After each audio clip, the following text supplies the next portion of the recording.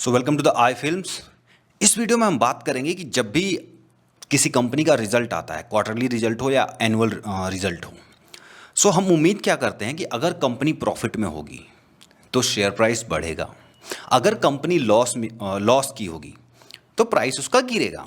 ठीक है, एक सिंपल सा लॉजिक हो गया। लेकिन स्टॉक मार्केट थोड़ा सा स्ट्रेंज है, वो थोड़ा सा अलग बिहेव करता है। कैसे अलग बिहेव करता है?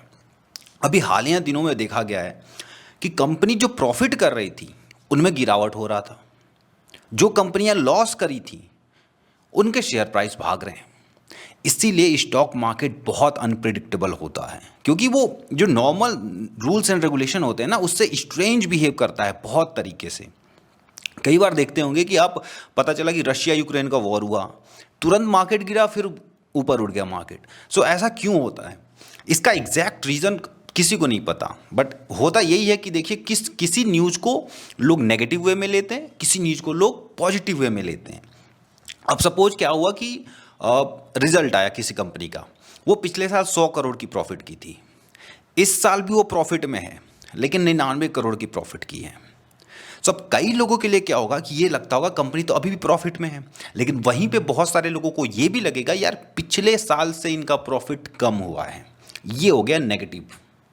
जैसे आप समझिए, कोई लड़का 100 में से 99 नंबर लाता है एग्जाम में, और सडनली वो किसी अगले एग्जाम में 95 ला दिया। सो पेरेंट्स डांटने लगते हैं, कुछ पेरेंट्स होंगे जो डांटते हैं। सो ठीक उसी तरह स्टॉक मार्केट भी बिहेव करता है कि यार ये कंपनी पिछले साल इतना प्रॉफिट की, तो पब्लिक जो है एक्सपेक्टेशन बहुत ज़्यादा लगा के बैठी रहती है कि इस साल 150 करोड़ करेगी या 120 करेगी, यानी कि पिछले से ज़्यादा प्रॉफिट हुआ होना चाहिए।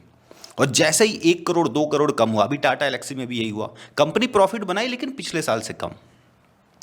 ऐसे ही होता है। उस चीज़ को लोग नेगेटिव में लेते हैं, इस वजह से उसके जो स्टॉक प्राइस है सडनली 3-4% नीचे गिर जाता है।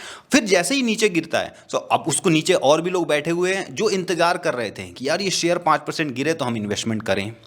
तो जैसे ही वो गिरता है तो लोग इन्वेस्टमेंट करने भी आ जाते हैं।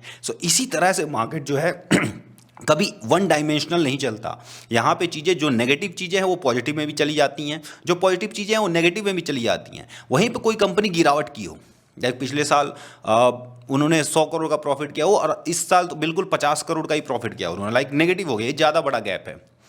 तो उस चीज़ को कई लोग जो है, जैसे ही शेयर प्राइस गिरेगा तो उसका फिर कई लोग उसको अपॉर्चुनिटी भी देखते हैं, है ना। और उसमें ऑपरेटर्स का भी खेल आ जाता है। कई बार जो कंपनियां होती हैं, अगर नेगेटिव में उनका रिजल्ट आया होता है तो ऑपरेटर्स भी लगे होते हैं, ऑपरेटर्स के, हाँ इसको ऊपर कर दो, इसको थोड़ा बढ़ा दो। तो ये सारी चीज़ें भी स्टॉक मार्केट में बैकएंड में चलती हैं। इसीलिए इंट्राडे रिस्की होता है। कंपनी प्रॉफिट में जाए तब भी गिर जाते हैं शेयर, इसीलिए इंट्राडे रिस्की होता है, बहुत रिस्की होता है। क्योंकि स्टॉक मार्केट में ऑपरेटर्स हमेशा मौजूद रहते हैं। ऑपरेटर्स मतलब उनके पास पैसा है, अथाह पैसा, हद से ज़्यादा पैसा। वो किसी भी शेयर को कितना ऊपर ले जा सकते हैं, नीचे ला सकते हैं। और वो बहुत सारी चीज़ें चलती हैं। म्यूचुअल फंड ने पेटीएम का शेयर खरीदा था, सोचिए। ऑपरेटर्स हमेशा, आप ये मत समझे कि वो ब्लैक डार्क वर्ड के लोग होते हैं, वो बहुत शरीफ सादे लोग भी हो सकते हैं। ठीक है। ये चीज़ें स्टॉक में आपको देखने को मिलेंगी। अब जितना वक्त बिताएंगे आप इन चीज़ों से रूबरू होंगे कि कंपनी प्रॉफिट कर रही है, फिर भी उसके शेयर जो हैं नीचे चले गए। कंपनी नेगेटिव में प्रॉफिट लॉस करी हुई है पिछले साल के मुकाबले, और उसके शेयर प्राइस ऊपर चले गए हैं। Thank you.